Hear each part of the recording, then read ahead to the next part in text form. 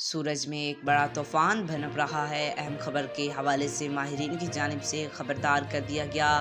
ماہرین کا بتانا ہے کہ سورج میں ایک بہت بڑا طوفان بھنپ رہا ہے۔ 3 بڑی مقناطیسی لہریں زمین کی طرف رواں ہیں۔ فلکیات کی اصطلاح میں ایسے طوفان کو سورج کے دھبے قرار دیا جاتا ہے۔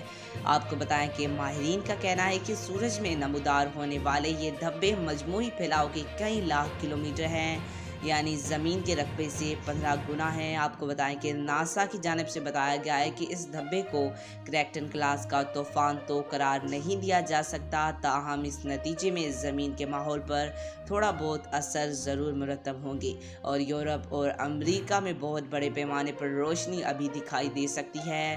سورج کے اندر پیدا ہونے والے طوفان کے نتیجے میں کرۂ ارض کا مقناطیسی میدان متاثر ہو سکتا ہے، جو مواصلاتی نظام میں خرابی پیدا کر سکتا ہے۔ آپ کو بتائیں کہ اگست 2 ستمبر 1859 میں بھی سورج میں غیر معمولی نوعیت کا طوفان برپا ہوا تھا، جس سے زمین پر ٹیلی گراف آفیسز میں آگ لگ گئی تھی۔ کئی دن تک شدید گرمی پڑی تھی، جبکہ ماہرین کا بتانا ہے کہ سورج میں ہر 40 سے 60 سال کے وقفے سے بہت بڑا طوفان برپا ہوتے ہیں۔ آج تک کے لیے اتنا ہی۔ مزید ایسی معلوماتی ویڈیو دیکھنے کے لیے ہمارے YouTube چینل کو سبسکرائب کریں۔